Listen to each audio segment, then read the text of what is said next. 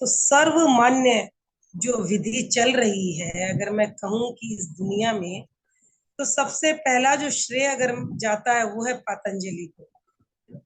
जैसे योग का नाम आता है, हम पतंजलि को याद करते हैं, और पतंजलि को योग का आदि पुरुष भी माना जा रहा है कि उन्होंने वर्तमान में जो योग चल रहा है आम पब्लिक में, आम जनता में, उसका श्रेय पतंजलि को ही जाता है।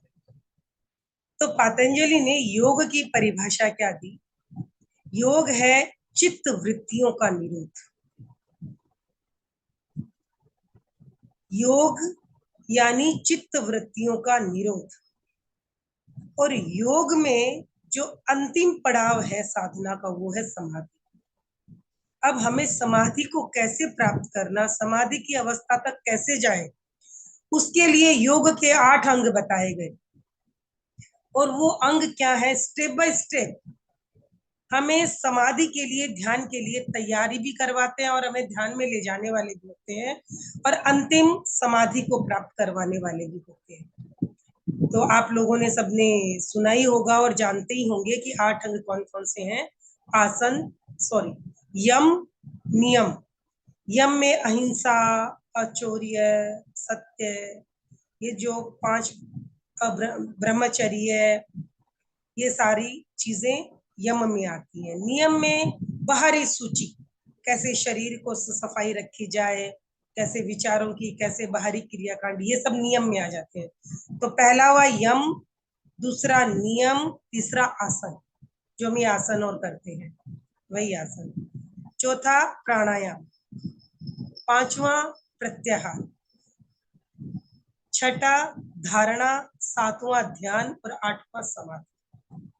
प्रत्याहार यानी इंद्रियों को विषयों से हटाना। विषयों के प्रति हम सतत जो रहते हैं लालायित, देखना, सुनना, खाना, सूंघना, ये जो विषय हमारे इंद्रियों के, इनमें ही हम सारे दिन व्यस्त रहते हैं, और इनको पूर्ति के लिए हम सही पूछे तो जीवन गुजार। इंद्रियों के विषय को कैसे संयमित किया जाए, उनसे हटा जाए, ये हो गया प्रत्याहार। अब आता है जो आगे हम ध्यान की बात जब कर रहे हैं, तो ये आगे की 5 चीजें, ये ध्यान की तैयारी है कि अगर हमें ध्यान करना है, समाधि में जाना है, तो ये पूर्व तैयारी है। ये हमारी दैनिक चर्या के सूत्र हैं, यम, नियम, आसन, प्राणायाम और प्रत्याहार। अब आ जाता है कि हम वास्तविक ध्यान करें तो कैसे करें और क्या करना होना चाहिए। तो धारणा, धारणा यानी जब आप ध्यान करने के लिए उपस्थित होते हो, तो आपने कोई आलंबन लिया, और उस आलंबन को उस आलंबन पे एकाग्र होना ही, यानी उस आलंबन को धारण कर लेना। मान लीजिए हम श्वास पे का आलंबन ले रहे हैं, तो श्वास के प्रति हमारी एकाग्रता का प्रयास, शुरुआत, वो है धारणा।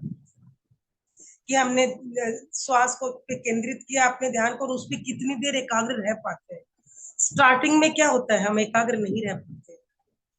1 सेकंड ध्यान को देखा, अचानक दूसरा विचार आ गया, तीसरा विचार आ गया, चौथा विचार आ गया, फिर जागरूक हुए, फिर हमने अपने आप को ध्यान पे क्या किया, श्वास पे केंद्रित किया। तो ये जो स्थिति है वो है धारणा, यानी किसी आलंबन का चुनाव करके उस पे एकाग्र होने की कोशिश, ये है धारणा। धारणा के बाद नेक्स्ट जो स्टेप है वो है ध्यान। ध्यान का मतलब हुआ आपने जो आलंबन लिया उस पे चित्त को एकाग्र करना, यानी ध्याता यानी मैं स्वयं, और ध्येय यानी आलंबन। ध्याता और ध्याता का ध्येय में लीन हो जाना।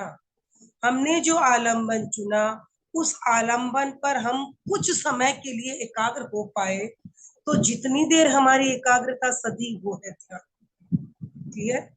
यानी ध्याता का ध्येय में लीन हो जाना है ध्यान। और ध्यान से भी ऊपर की स्थिति है समाधि, यानी ध्याता का ध्येय में विलीन हो जाना। ध्याता और ध्येय दो न रह जाएं, बिल्कुल एक हो जाएं, यानी ध्याता का ध्येय में विलीन हो जाना है समाधि, जहां केवल अपने होने का हमें एहसास रहता है। मैं और श्वास दो नहीं रह जाएंगे, बस मैं ही मैं या श्वास ही श्वास, कोई द्वैत नहीं, दो नहीं। ऐसी स्थिति को हम कहते हैं समाधि। तो पतंजलि ने योग की परिभाषा दी, चित्त वृत्तियों का निरुद्ध हो जाना योग है।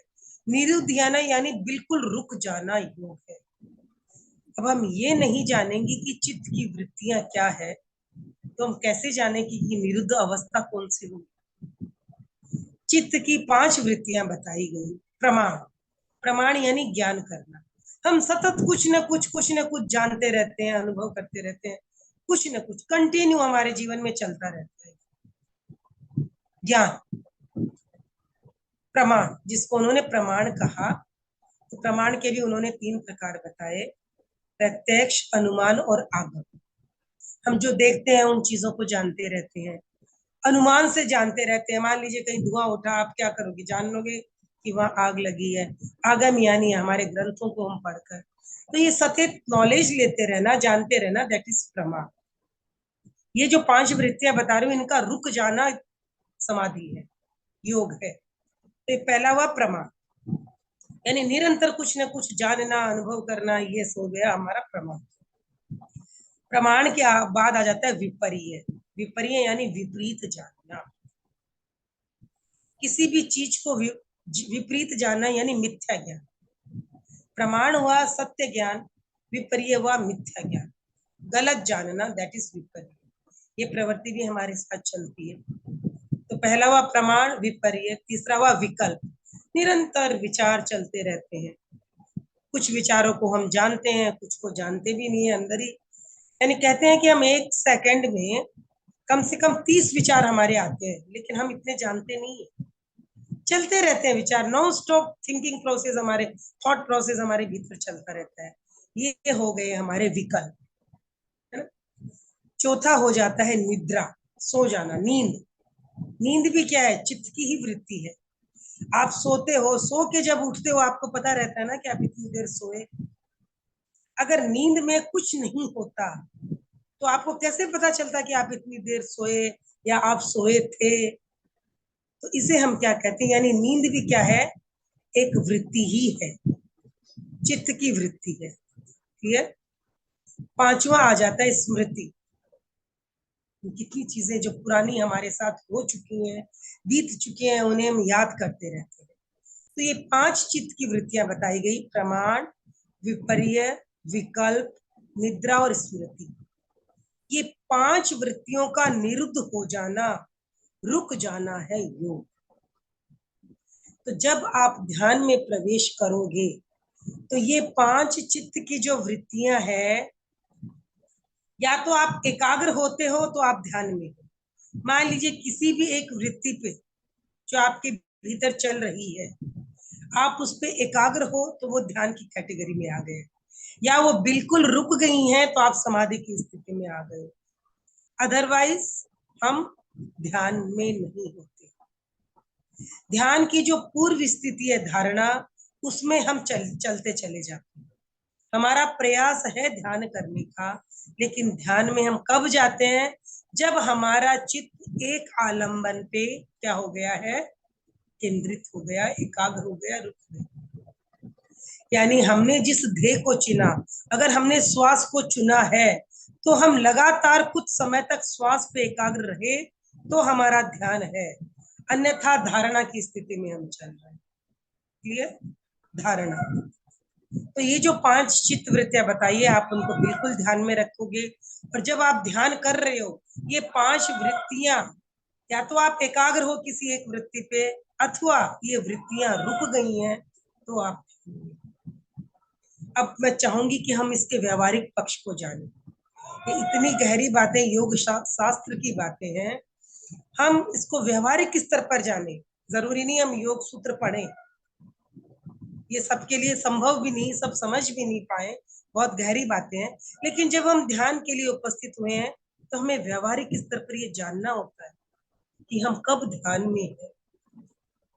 इसके लिए मैं आपको 5 स्थितियां बताऊंगी ध्यान की, कि जब हम ध्यान करने बैठते हैं तो किस किस तरह की स्थितियों को हमें फेस करना होगा। मान लीजिए मैंने आपको ध्यान करने के लिए बिठाया और मैंने आपको बोला कि आप श्वास पे एकाग्र हो जाएं, अपने चित्त को कहाँ केंद्रित करें, श्वास पे। क्लियर। अब आप ध्यान करने बैठे हो, आपने आंखें बंद कर ली, शरीर को स्थिर कर लिया, शिथिल कर लिया, कायोत्सर्ग में आ गए हो। आपने आंखें बंद की, मैंने कहा चित्त को अपने श्वास पे केंद्रित करें, आते जाते हुए श्वास को देखें। आप बैठे, मैंने कहा 2-4 सेकंड आपने श्वास को देखा, तुरंत आपका श्वास से हटके ध्यान और कहीं भटक गया। भटक गया, कहीं चला नहीं गया। भटकने का मतलब हुआ ध्यान चला गया, आप उसके प्रति जागरूक भी नहीं रहे। क्योंकि मैंने कहा था, आप, मैं बार बार इंस्ट्रक्शन भी दे रही हूँ, श्वास को देखें, श्वास आ रहा है, जा रहा है, इसके बावजूद भी मैं जो बोल रही हूँ आपको नहीं सुनाई दे रहा है, आप अपने विचारों में चले गए। कायोत्सर्ग करवाते हैं तो बहुत लोग नींद में भी चले जाते हैं, आवाज नहीं सुनाई देती। तो ऐसी स्थिति को हम क्या कहेंगे, जब हम श्वास के बजाय हमारे क्या हुआ, हम दूसरे विचारों में चले गए। और विचार भी एक नहीं है, कभी घर का विचार आ रहा है, कभी काम का विचार आ रहा है, जो जेंट्स है दुकान का विचार आ रहा है, बच्चों का, बहुत सारे विचार चल रहे हैं। अचानक फिर याद आता है, अरे मैं तो ध्यान करने बैठा हूँ, फिर अपने आप को हम श्वास पे फोकस करते हैं। तो ये जो प्रथम स्थिति है, जहाँ क्या होता है, हमारा ध्येय भी बदलता रहता है।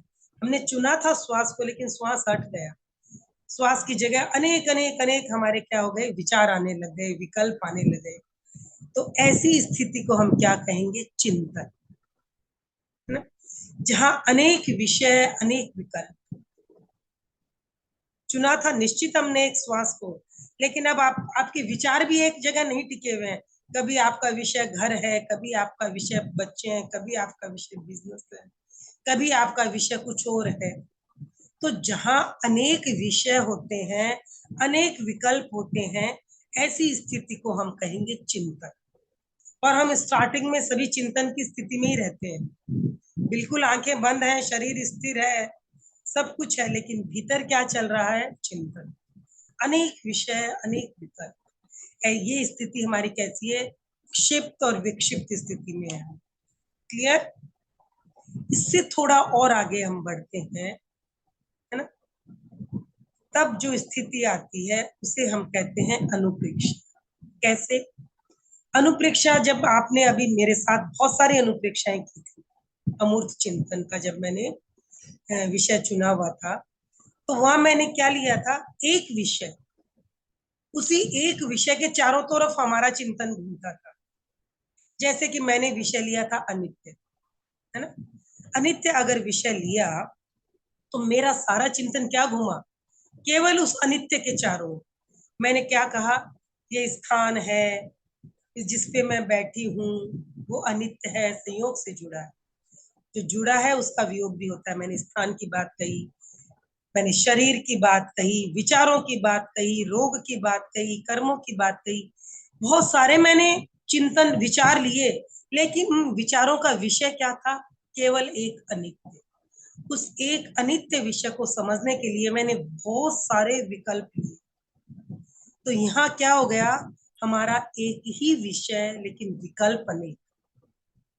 तो चिंतन से एक स्टेप हम आगे बढ़े, हमने अपने विषयों को कम किया, सब्जेक्ट कम हुए, लेकिन ऑप्शंस हमारे अभी भी चल रहे हैं। तो इस स्थिति को मैंने कहा अनुप्रेक्षा। आचार्य श्री महाप्रज्ञ जी ने अनुप्रेक्षा को ध्यान की कैटेगरी में दिया है। क्यों, क्योंकि हम एक स्टेप आगे बढ़े, हमने एक सकारात्मक विषय को चुना और उस चुने हुए विषय के चारों ओर हमारा क्या हुआ, चिंतन चला।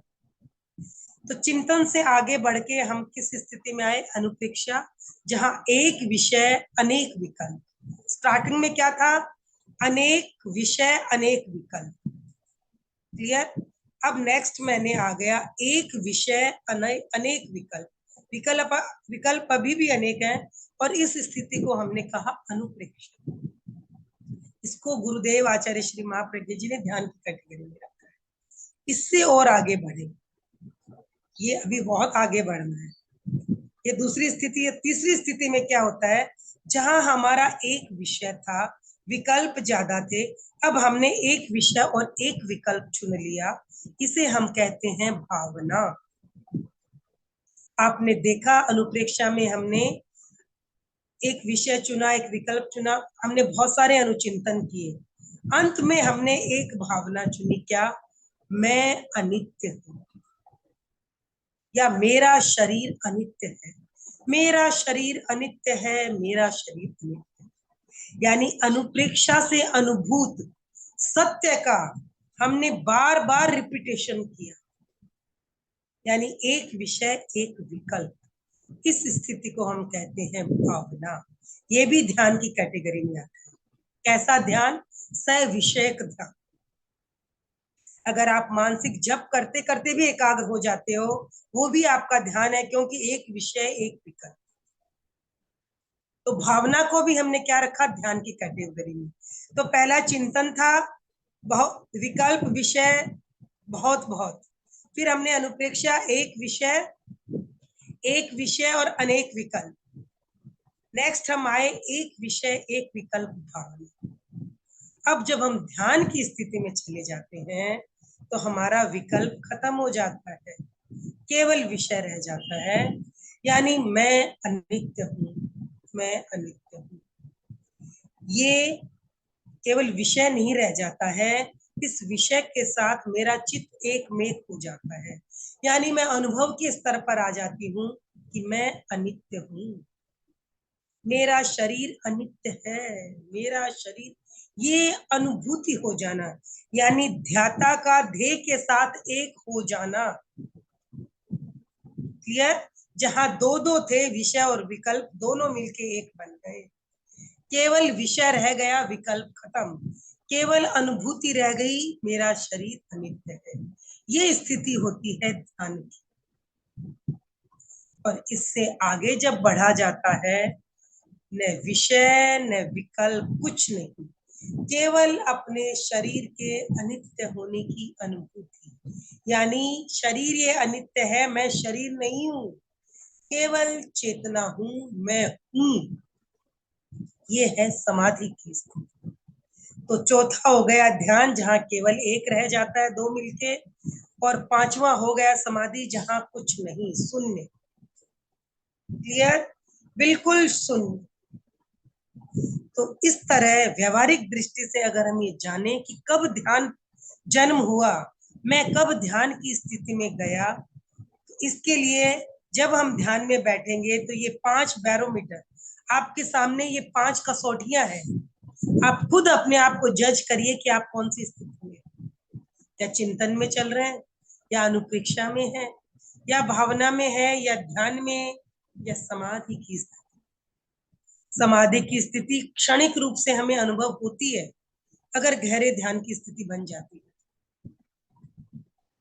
तो पतंजलि ने जहां समाधि तक की बात कही, जैन दर्शन में शुक्ल ध्यान उस समाधि से भी आगे।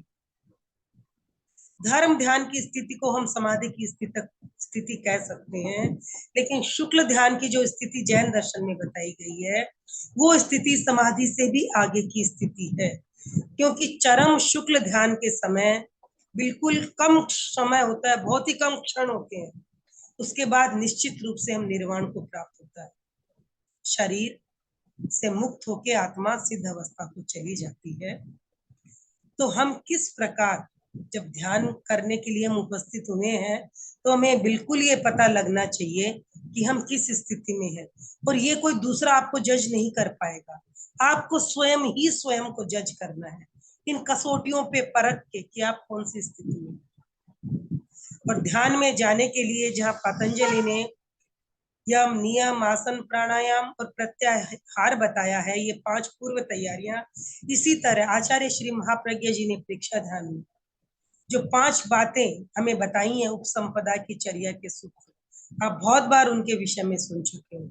भावक क्रिया, यानी मन वचन काया, हर प्रवृत्ति में मन वचन काया का एकात्मक हो जाना भावक क्रिया है। और भावक क्रिया चलता फिरता ध्यान है। जितनी जितनी आपकी दैनिक चर्या में भावक क्रिया फलित होगी, आप ध्यान के लिए उतने ही अच्छे पात्र बनते चले जाओगे, ध्यान आप में उतरना शुरू हो जाएगा। दूसरी है प्रतिक्रिया विरति। जितनी भावक्रिया सदती है हम प्रतिक्रिया से हटने लग जाते हैं, हम आत्मस्थ होते चले जाते हैं, हम अनावश्यक रिएक्शन नहीं करते, और रिएक्शन करते भी हैं तो कूल होके, बिल्कुल कूल, तटस्थ होके, राग द्वेष से युक्त होकर नहीं। तो ये हो गई प्रतिक्रिया विरति। मैत्री, मैत्री मतलब हम हर चीजों को स्वीकार करना शुरू करते हैं, चाहे कैसे भी व्यक्ति है, कैसे भी वस्तु है, कैसे भी परिस्थिति है।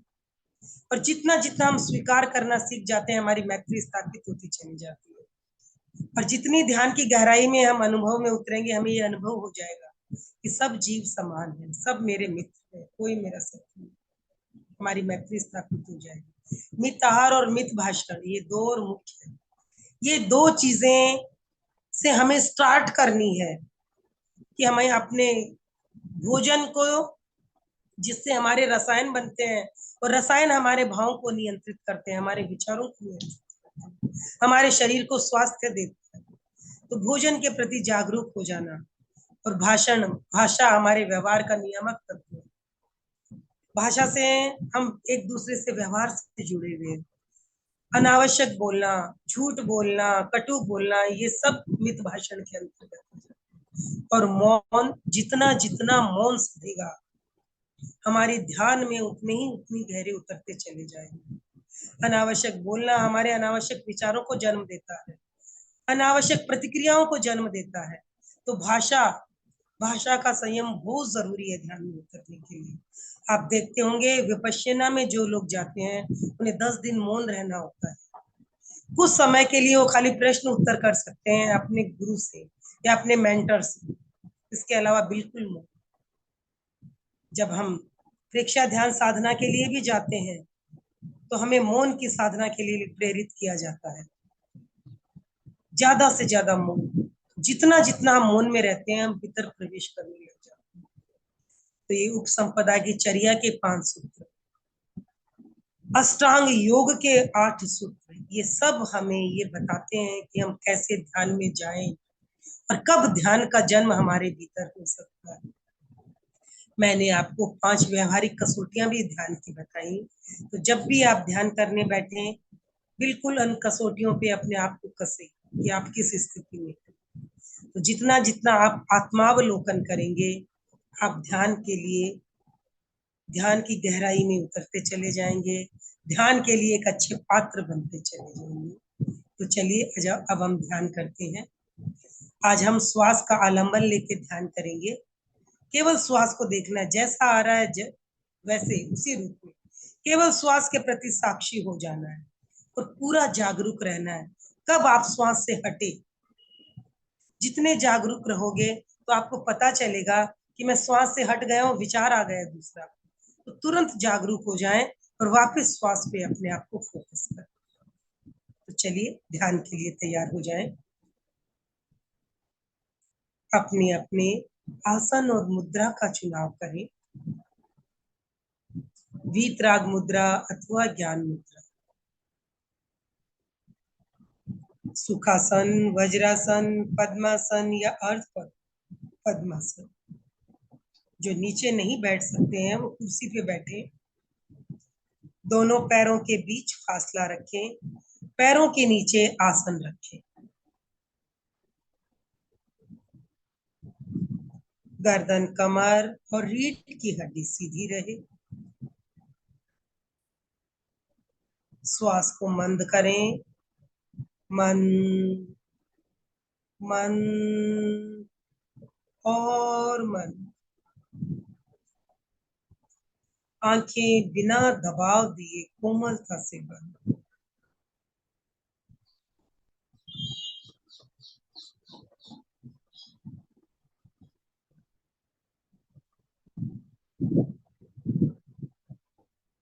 ओम की ध्वनि करेंगे, लंबा श्वास भरेंगे, श्वास छोड़ते हुए ओम की ध्वनि। श्वास भरेंगे सभी, ओ।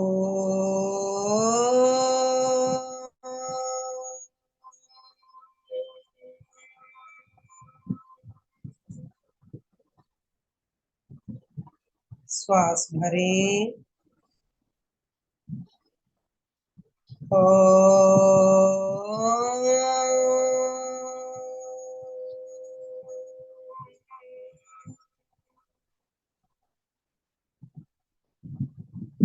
श्वास भरें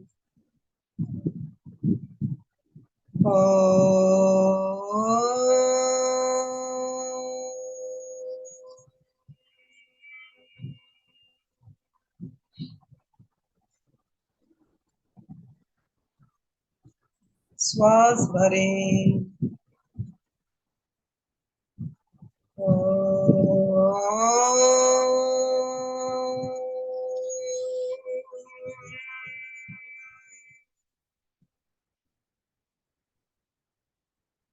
श्वास भरें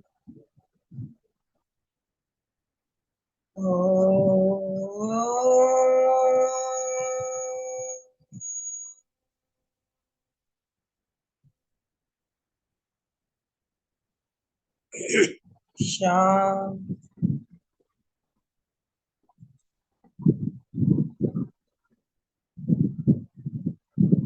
संपिखई अपगा मपैणं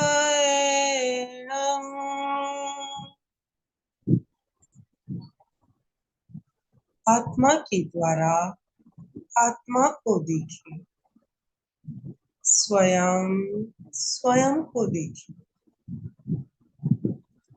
सभी मानसिक संकल्प करेंगे पूरी जागरूकता के साथ। मैं चित्त शुद्धि के लिए प्रेक्षा ध्यान का प्रयोग कर रही हूँ। पूरी जागरूकता से मानसिक संकल्प करें।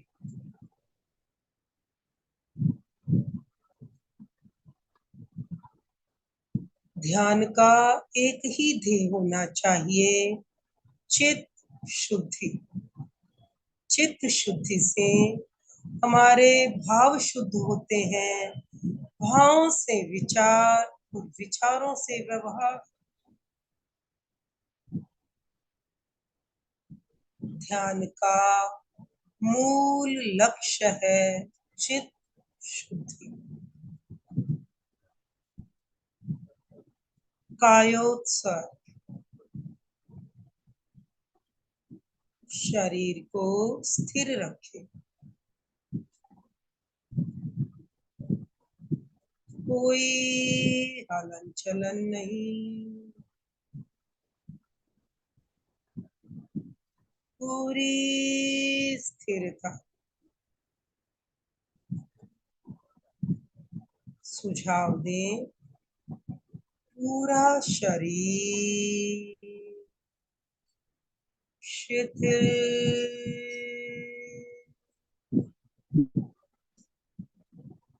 हो जा,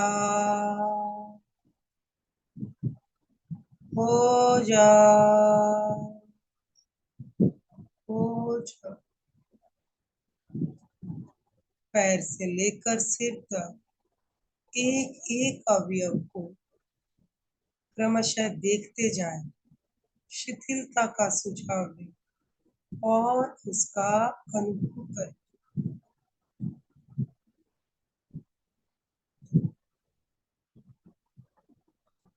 शरीर की पकड़ को ढीला छोड़ दें। Relax, relax, relax.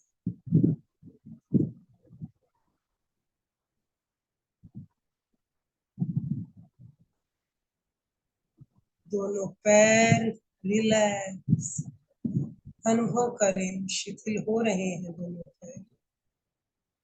छोड़े, शरीर की पकड़ को छोड़ दे, ढीला छोड़े। रिलैक्स। शरीर का मध्य भाग, सुझाव दें, शिथिल हो जा, हो जा, हो जा। अनुभव करें रिलैक्स हो रहा है, हो रहा है, हो गया है। गर्दन का भाग, पूरा चेहरा और मस्तिष्क रिलैक्स अनुभव करें। पूरा शरीर शिथिल हो गया, हो गया। पूरे ध्यान काल तक स्थिरता, शिथिलता और जागरूकता बनी। श्वास की गति मंद मंद मंद और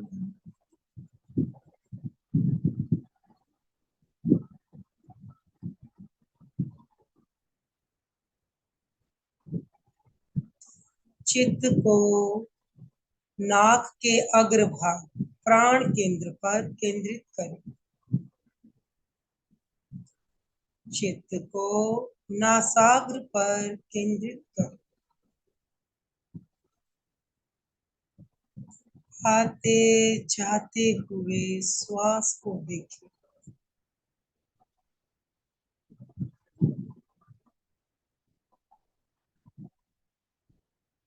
श्वास आ रहा है, श्वास जा रहा है। एक पहरेदार की तरह केवल आते जाते हुए श्वास को देखें। एक भी श्वास आपकी जानकारी के बिना न भीतर जाए न बाहर निकले। पूरी जागरूकता और एकाग्रता।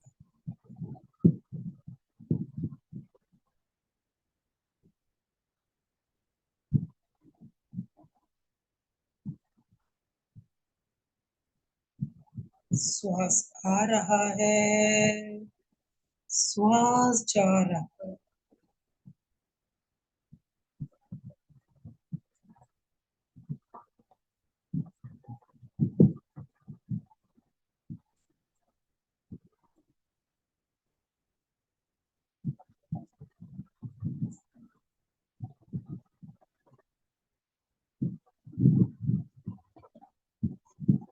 धीरे धीरे श्वास के साथ चित्त को जोड़ दें। श्वास के साथ साथ भीतर जाएं, श्वास के साथ साथ चित्त को बाहर लें। पूरी जागरूकता। श्वास नाक से होकर भीतर श्वास नली से फेफड़ों में जा रहा, पुनः फेफड़ों से श्वास नली में और श्वास नली से नाक के द्वारा बाहर निकल। श्वास के साथ चित्त को जोड़ दें। श्वास के साथ साथ चित्त भी भीतर और श्वास के साथ साथ चित्त भी बाहर।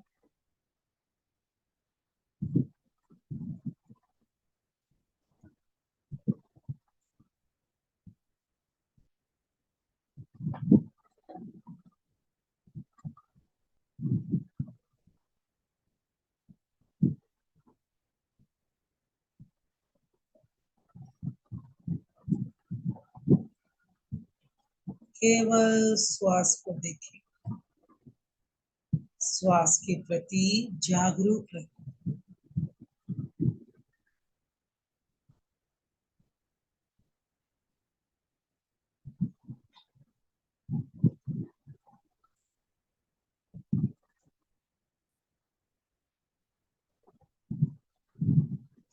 श्वास भीतर, चित्त भीतर, श्वास बाहर, चित्त बाहर। बिल्कुल धीरे धीरे श्वास भीतर जा रहा है, धीरे धीरे श्वास बाहर आ रहा है।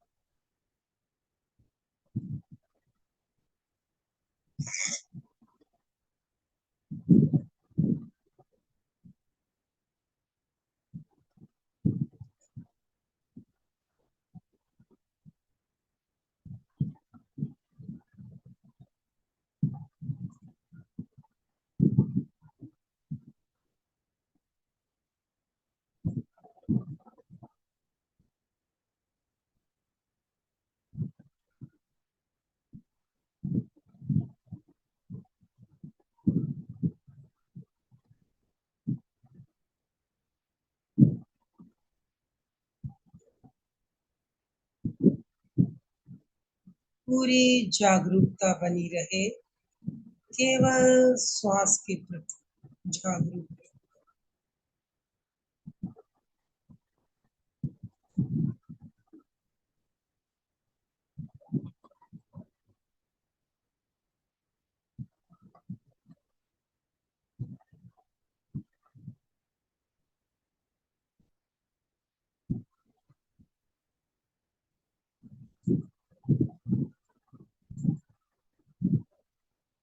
सहज श्वास चलता रहे, कोई प्रयत्न नहीं, केवल सहज श्वास आ रहा है, जा रहा है।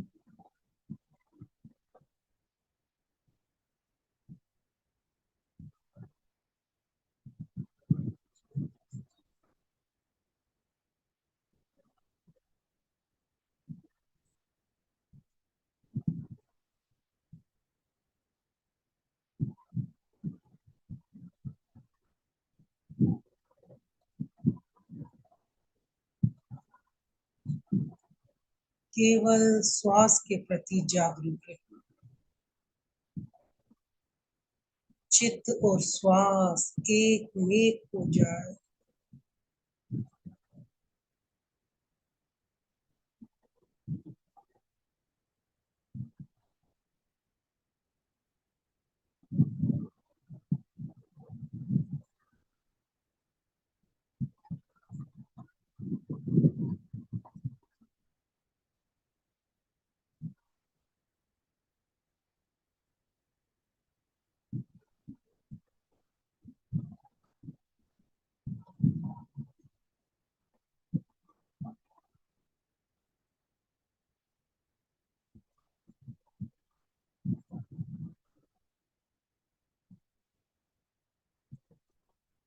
आपका शरीर मात्र एक यंत्र है जो श्वास ले रहा है, श्वास छोड़ रहा है,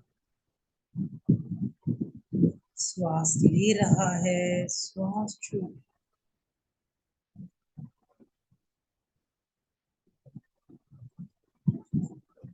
जब जब आप श्वास के साथ हैं, चित्त और श्वास एक है, उतने समय तक हमारे भीतर न कोई राग है, न कोई द्वेष, न कोई विचार है, न कोई विकल्प, केवल श्वास श्वास और श्वास।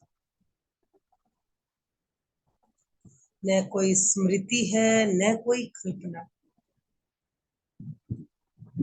न कोई निद्रा है, न कोई विपरीत, न कोई स्मृति।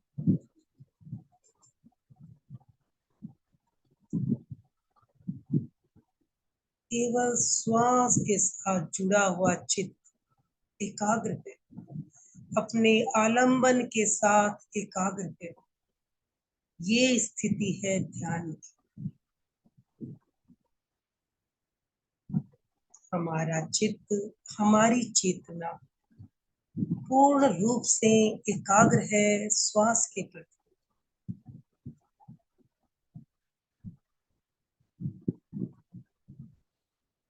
चित्त और श्वास एक हो गए।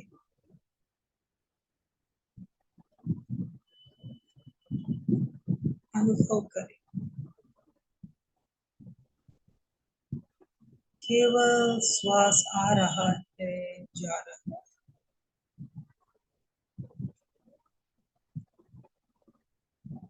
पूरी जागरूकता श्वास के प्रति, चित्त की एकाग्रता श्वास के प्रति।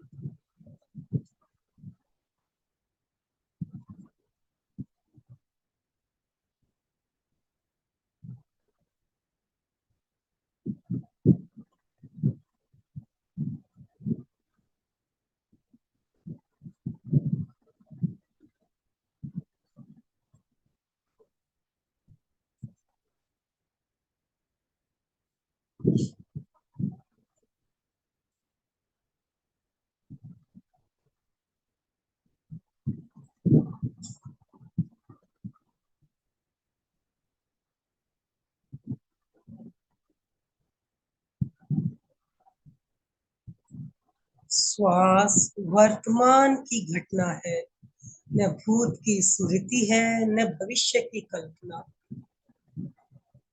श्वास के साथ तादात्म्य होना ध्यान है। केवल श्वास, केवल श्वास।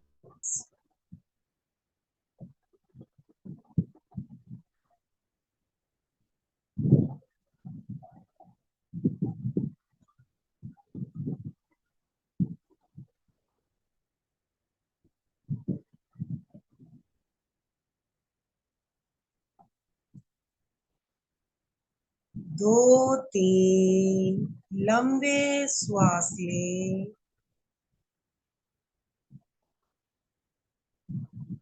पूरे शरीर में सक्रियता का अनुभव करें।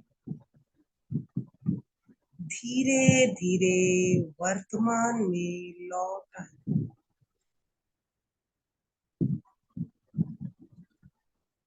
पूरे शरीर में सक्रियता का अनुभव करें। अपना सच में से चार मैं तिंग हुए सुख पाए। स्वयं सत्य खोजे, सबके साथ मैत्री करें। आहं सुविज्जा चरणम पमोक्षम। दुख मुक्ति के लिए विद्या और आचार का अनुशीलन करें। दोनों हाथ आनंद केंद्र पर जुड़े हुए, सभी मेरे साथ पूरी तन्मयता से शरण सूत्र का उच्चारण करेंगे। अरहन्ते शरणं पवज्जामि, सिद्धे शरणं पवज्जामि, साहु शरणं पवज्जामि, केवली पणतं धम्मं शरणं पवज्जामि। 3 बार सत्य को वंदन। वंदे सत्यं, वंदे सत्यं, वंदे सत्यं। प्रयोग संपन्न। ओम अरहम, ओम अरहम, ओम अरहम। धीरे धीरे सभी अपनी आंखें खोलें।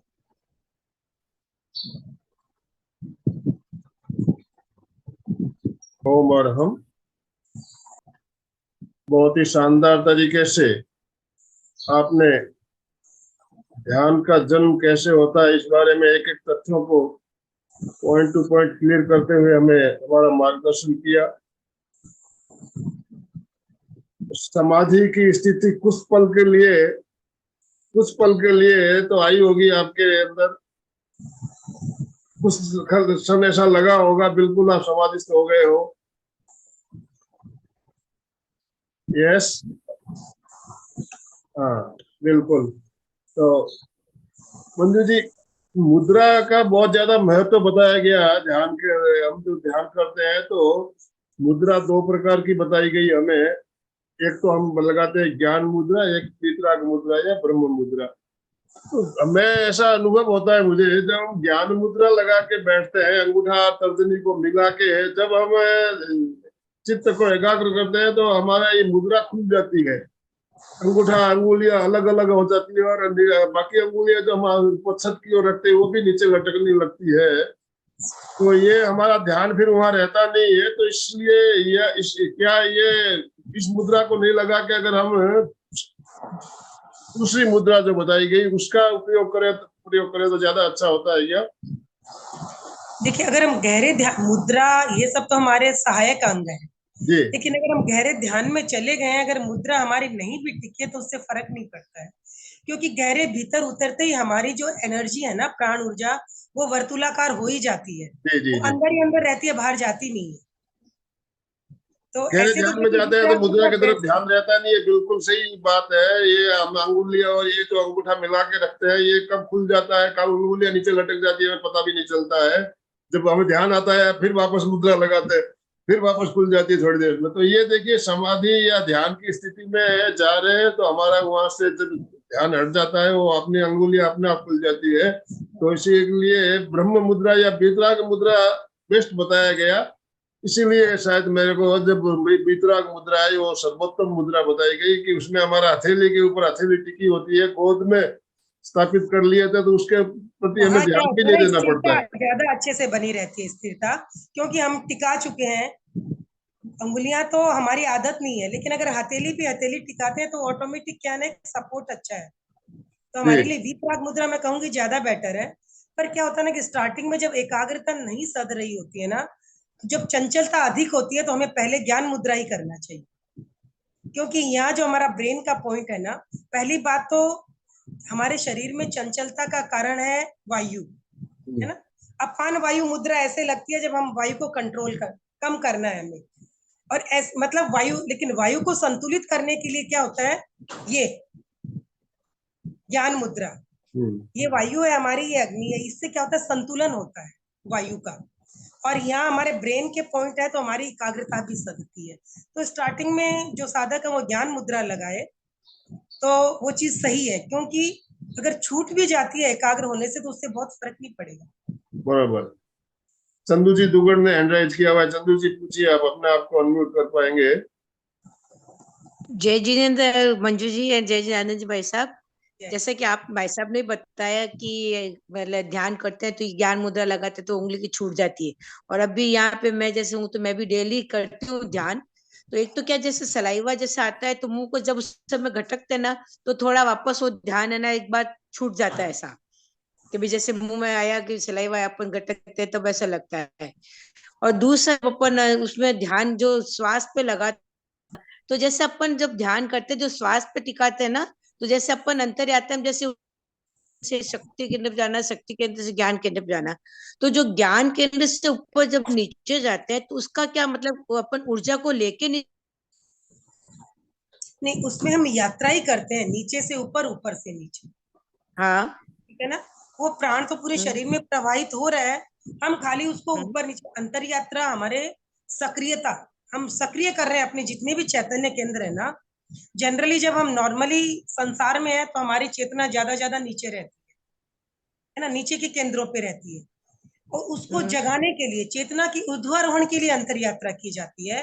तो हम नीचे से ऊपर, ऊपर से नीचे जब यात्रा करते हैं तो हम प्राण के प्रति जागरूक हैं, और इससे क्या होता है ना, हमारे चैतन्य, ऊपर के चैतन्य के अंदर सक्रिय होने शुरू हो जाते हैं, जागरूक होने, और हमारे प्राण का प्रवाह सुषुम्ना में होना शुरू हो जाता है।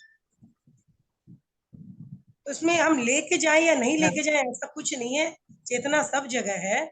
इस यात्रा से चेतना का जो नीचे नीचे घूम रही है उसको हम ऊपर की तरफ प्रवाहित करना शुरू कर देते हैं, जिससे क्या बिल्कुल। होता है, ऊपर के चैतन्य केंद्र और जागने दूसरा शुरू। मंजू जी, जहां तक मेरा अनुभव है अंतर यात्रा के बारे में, जब यस, तो इसमें दो स्टेज बताया, अनुभव होता है। पहले तो हम यात्रा करते हैं नीचे से ऊपर, ऊपर से नीचे, नीचे से ऊपर, ऊपर से नीचे। तो हमारे चित्त को एक मार्ग मिल जाता है, एक लिमिट हो जाती है, फिर अपने में सुषुम्ना में ही यात्रा करना है। उसके बाद हम नीचे से शक्ति को ऊपर लेके आते हैं और ज्ञान केंद्र पे शक्ति को संचित करते हुए फिर खाली चित्त नीचे जाता है। जिस तरह से कुएं से पानी भरकर बाल्टी ऊपर आती है, ऊपर बाल्टी खाली कर देते हैं, फिर वापस खाली बाल्टी अंदर जाती है, फिर बाल्टी को भरते हैं, फिर ऊपर लाते हैं। तो इसी तरह से शक्ति को ऊपर उठाते हैं और ऊपर ला के हम ज्ञान केंद्र पर शक्ति को संचित करते हैं। तो वो दूसरे स्टेप में उस टाइप की हमें अनुभूति होती है। अनुभूति हाँ के ये स्तर बात पर हम सही है ऐसा संकल्प कर सकते हैं, लेकिन जब प्रकंपनों की बात आती है ना, तो प्रकंपन हमें लगातार ही अनुभव होते हैं, चाहे हम नीचे से ऊपर जाएं, चाहे ऊपर से नीचे आए। हम ये नहीं कह सकते कि हम ऊपर से नीचे आ रहे हैं तो प्रकंपन नहीं अनुभव हो रहे हैं। स्पंदन महसूस होंगे ही, स्पंदन महसूस होते हैं, सुषुम्ना में स्पंदन महसूस होते हैं, और वही अंतर यात्रा है। हाँ, वो हमारे संकल्प होता है कि हम शक्ति को ऊपर ले जा रहे हैं और ऊपर के चैतन्य मतलब उसको ऊपर ऊर्ध्वारोहण कर रहे हैं, वापस खाली आ रहे हैं। लेकिन अगर स्पंदन या प्रकंपनों की बात करूं तो दोनों स्थितियों में अनुभव होते हैं, चाहे हम नीचे से ऊपर जाएं, चाहे हम ऊपर से नीचे आए। बहुत बढ़िया, हाँ ये तो अगर हाँ हम ये ये होता कह है। दें कि चलिए। हम ऊपर से नीचे आते हैं तो खाली आ रहे हैं, तो खाली आए तब तो फिर प्राण के प्रकंपन अनुभव नहीं होने चाहिए। वो एक हम व्यवहार की दृष्टि से ये सोच सकते हैं कि हमने अपनी शक्तियों को ऊपर उठाया है, ऊपर ले गए, वापस नीचे आ रहे हैं, वापस पानी भर के शक्ति को ऊपर उठा रहे हैं। लेकिन प्रकंपनों के आधार पर कहें तो एनी टाइम प्रकंपन अनुभव होते हैं, बिल्कुल। चाहे आप नीचे से और ऊपर अपन जाओ सांस लेते हैं तब हाँ श्वास एक बार लेते मंजू हैं। जैसे सांस लेते हैं तब ऊपर से अपन नीचे आते हैं, श्वास यस। लेते हैं ऊपर से नीचे आते हैं, नीचे से ऊपर जाते हैं छोड़ते हुए, बराबर ना? हाँ अच्छा, और दूसरे दूसरे के पूछे थे कभी कभी बीच में ध्यान आ जाता है, एकदम से कोई विचार आ जाता है तो ध्यान उस समय टूट जाता है, तो वापस करना ही पड़ता है कि भाई हाँ। बिल्कुल, लेकिन आपको जागरूक रहना है कि मुझे विचार आया। बहुत बार तो ऐसा होता है 2 सेकंड हम श्वास देखते हैं, पूरा ध्यान चला जाता है, आधे घंटा का हमें होश ही नहीं रहता, हम विचार ही करते रह जाते हैं। तो यहाँ हमारी जागरूकता नहीं है, इसलिए ध्यान नहीं है। अगर आपको विचार आया, आप जागरूक हो गए, अरे विचार आ गया, अब फिर अपने आलंबन पे लौटिए। तो ये स्थिति धारणा की होती है ना? आलंबन हटा, हमने फिर आलंबन पे आए, आलंबन हटा, फिर आलंबन पे हम आए, और ऐसे करते करते चित्त पटु हो जाता है और हम क्या करते हैं, लंबे समय तक टिक पाते हैं एक आलंबन पे। वो स्थिति हो जाती है ध्यान की फिर। बिल्कुल। जय जिनेंद्र, एक श्रृंखला खत्म हो गई अपनी अमूर्त चिंतन की और दूसरी चालू हो गई ध्यान की। और आज का जो पहला ध्यान के बारे में बहुत सुंदर और सविस्तर से आपने बताया है, ये तो पहले सुना था स्टेप बाय स्टेप, अभी फिर से आपका जो नॉलेज है वो इतना अच्छा है ना, और अच्छी तरह से आप समझाते हो ना, बहुत सुंदर लगा ध्यान के बारे में। सही ने सर ने जैसे बताया वैसे होता है, मेरा भी जब भी ध्यान लगता है तो थोड़ी सी मुद्रा खुल जाती है, लेकिन अभी क्लियर हो गया उसमें। बहुत बहुत धन्यवाद। और चंदू जी ने भी बहुत जो अच्छा पूछा वो भी बहुत अच्छा, वही था, मेरे भी सवाल वही थे, लेकिन उसका हो गया, मुझे समाधान मिल गया। बहुत बहुत ओम धन्यवाद। आराम। ओम आराम। बहुत बढ़िया। अशोक जी। राधर जय जिनेंद्र सर। जय जिनेंद्र। कोमल जी बोलिए। मैं संतोष। हाँ संतोष जी, आपका बहुत वीडियो। बहुत आभार आपका मैम, बहुत बहुत आभार आपका। एक एक पॉइंट आपका हमारे ज्ञान का स्रोत बढ़ा रहा है। अब पर्यूषण भी आ रहे हैं तो एक एक पॉइंट हमारे लिए बहुत ही योग्य है और ग्रहण करने योग्य है, और इतना काम आएगा इसलिए कह नहीं सकती। बहुत बहुत आभार, इतना अच्छा। बहुत अच्छा लगता है। संगीता जी ने मैम अपना मुझे अनम्यूट किया। संगीता जी बोलिए। मैम, आप कभी प्राण ध्वनि कराते हैं ना स्टार्टिंग में मेडिटेशन से पहले, उस बाद में एंडिंग में भी महाप्राण ध्वनि करने के लिए बोलते हैं, वो एंडिंग वाला इसलिए बोलते हैं मैम? नहीं, जब हम अनुप्रेक्षा का प्रयोग करवाते हैं ना, तो हमने क्या किया, थॉट्स किए ना। जब मैंने अनुप्रेक्षा करवाई तो हमारा अनुचिंतन चलता रहता था, कंटिन्यू चलता था ना। हम क्या कहते थे, जैसे हाँ। मान लीजिए मैंने इतनी सारी अनुप्रेक्षाएं करवाई, हम अनुचिंतन करते रहते थे, करते रहते थे, करते रहते थे, एकाग्र रहता था हमारा चित्त। वापिस हम महाप्राण ध्वनि करके हमने अपने न्यूरॉन्स में क्या किया, उस चीज को फीड कर लिया। मस्तिष्क हमारा एकाग्र था, उसकी जागरूकता के साथ जिस अनुभव को मैंने किया, उस अनुभव को मैंने अपने सबकॉन्शियस में क्या कर दिया, बिल्कुल फीड कर दिया, है ना, एकाग्रता। तो हमारी जो एकाग्रता थी, फिर मैंने दोबारा जब लास्ट में महाप्राण ध्वनि करी तो वापिस वो न्यूरॉन सक्रिय है ना, हमारी बात बिल्कुल वहां क्या हो गई, फीड हो गई। इसलिए हम लास्ट में भी उसमें महाप्राण ध्वनि करवाते हैं। बिल्कुल। Thank you ma'am, thank you sir. अनुप्रेक्षा में तो महाप्राण ध्वनि, लेकिन हम जब दूसरे ध्यान करते हैं या ज्योति केंद्र प्रेक्षा का प्रयोग जब करते हैं, तब हम महाप्राण ध्वनि नहीं करके हम वहां पे शरण सूत्र का उच्चारण करते हैं। शरण सूत्र, तो हम ध्यान के अंत में शरण सूत्र और फिर बाद में 3 बार वंदे सत्यम, इस तरह से हम ध्यान का समापन करते हैं। तो बहुत ही सुंदर एक विधि है, हमें जो इसके बारे में हम एक एक स्टेप बाय स्टेप जानते हुए आगे बढ़ रहे हैं बहुत सुंदर तरीके से। तो और किसी की कोई जिज्ञासा, कोई और प्रश्न हो तो आप बात कर सकते हो। कोमल जी कुछ पूछना है आपको? जय जिनेंद्र। हाँ बोलिए, अर्चना जी बोलिए। हाँ, बहुत ही अच्छी जानकारी देते हैं आप। और वो सब ध्यान के बारे में और इतना अच्छा बताती है। हम ध्यान करते समय वो मुद्रा अच्छा बताया ना, तब छूट जाती है। और ध्यान आता है तो जल्दी पकड़ते हैं बाद में। तो ये अच्छा है क्या? अच्छा ही है ना। नहीं है, हाँ, कोई दिक्कत नहीं है। मुद्रा छूट गई, आपका लक्ष्य ध्यान करना है। मुद्रा तो सहायक है। हाँ, आपको नदी पार करनी है। अगर पार किनारा आ गया तो क्या नौका को पकड़े रखोगे? छूट गई तो छूट गई, हम तो पार उतर गए हैं ना। तो ये सहायक अंग है हमारे, आसन, प्राणायाम, ध्वनि, मुद्रा। कोई दिक्कत नहीं, बस आप अगर एकाग्र हो गए हो भीतर तो वो ध्यान हो गया। बहुत ही अच्छा। धन्यवाद मैडम। बहुत कोमल जी ने अपने आप को अनम्यूट किया। बोल जी, कोमल जी बोलिए। जय जिनेन्द्र। मंजू जी, बहुत ही सुंदर तरीके से आपने एक एक पॉइंट को लिया और विस्तार से समझाया, पूरा समझ में आया। मेरा भी इसी से रिलेटेड क्वेश्चन है। जैसे लंबा कायात्सर करते हैं, कभी लेट के करते हैं, तो भी मुद्रा नहीं लगी हुई रहती है, हाथ एकदम ऐसे ढीले ही रहते हैं, खुले हुए। कोई दिक्कत नहीं है उसमें, बिल्कुल भी दिक्कत नहीं है। मुद्रा थी कि आपकी एकाग्रता सधे। अब एकाग्रता सध गई है, मुद्रा छूट गई तो क्या टेंशन है उस बात का? बिल्कुल भी नहीं, बिल्कुल। बहुत बढ़िया। ध्यान का मतलब है सहज हो जाना, जागरूक हो जाना।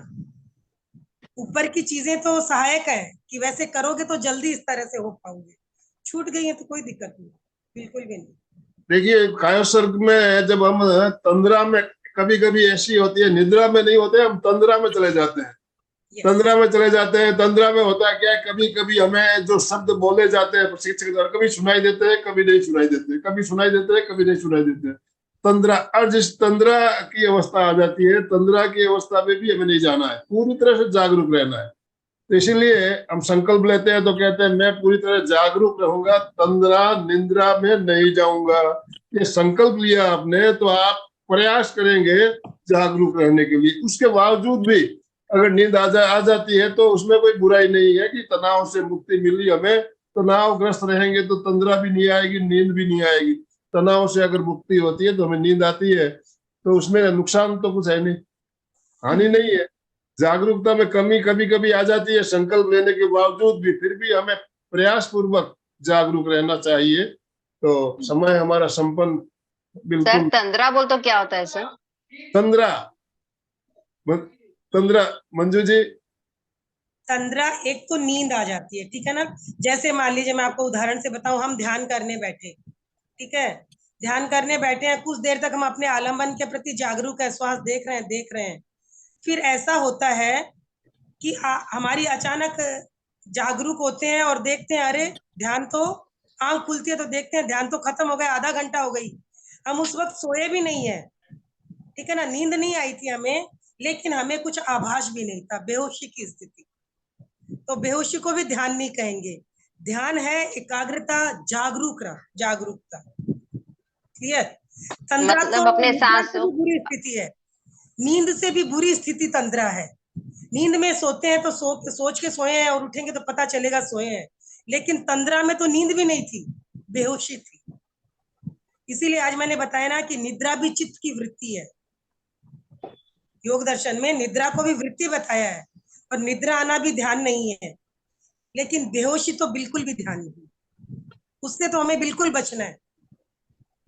मैम कहते हैं ना ध्यान में हमें अपने खो जाना चाहिए, हमें कुछ महसूस नहीं हो, ऐसा ये भी एक तो हो ध्यान है। जाना चाहिए, लेकिन अपने प्रति तो जागरूकता रहेगी ना। आप कायोत्सर्ग में गए, बाहर का शोर शराबा नहीं सुनाई दे रहा है, लेकिन आपको भेद विज्ञान का तो अनुभव होना चाहिए कि मैं हूं, ये अनुभूति तो बनी रहनी चाहिए ना। अपने होने की अनुभूति न रहना तंद्रा है, जिसे हम ध्यान नहीं कह सकते। बिल्कुल बिल्कुल सही है। जो हमारे शरीर, हम चैतन्य केंद्र परीक्षा का जब प्रयोग करते हैं तो चैतन्य केंद्र में भी हमें स्पंदन हो रहे हैं, वो महसूस होते हैं, स्पंदन महसूस होते हैं, उनको अनुभव करते रहना है।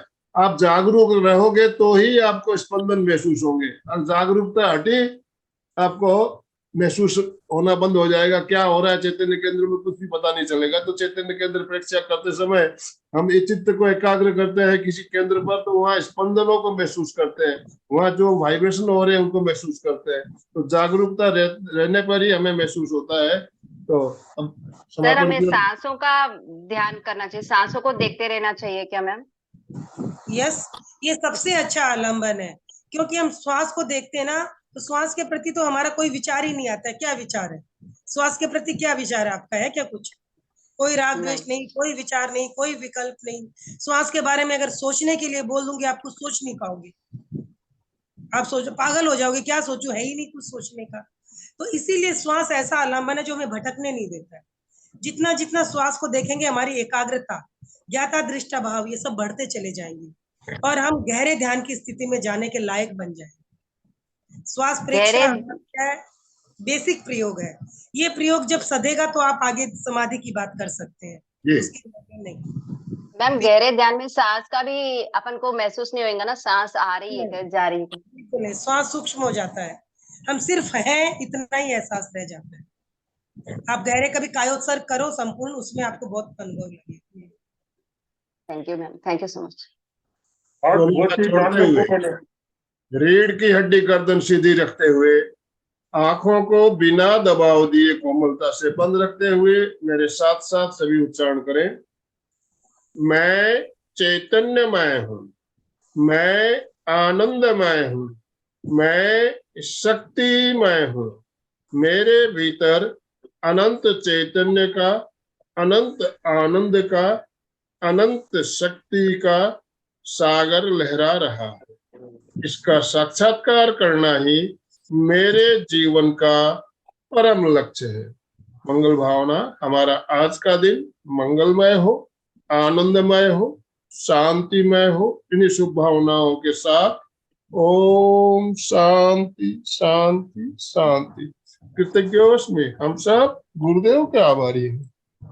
कृतज्ञोस्मि, हम सब गुरुदेव के आभारी। मंजू जी, आपका बहुत बहुत धन्यवाद, बहुत बहुत आभार एमपीके फिटनेस क्लासेस और कल्याणम योग केंद्र की तरफ से। कल शनिवार का दिन है और कल हमारे साथ माधुरी जी लूनिया अहमदाबाद से हमारे साथ जुड़ने वाली है योगाभ्यास की। आज हमने ध्यान किया, कल हम योगाभ्यास करने वाले हैं। योग, ध्यान और योग दोनों हमारा कंटिन्यू चल रहा है। हम ध्यान भी और योग भी। योग कितना जरूरी है हमारे लिए ये हम जानते हैं। ध्यान के लिए, शरीर को तैयार करने के लिए योग और प्राणायाम बहुत ही आवश्यक है। तो कल हम योग और प्राणायाम के प्रयोग करेंगे। ओम अरहम।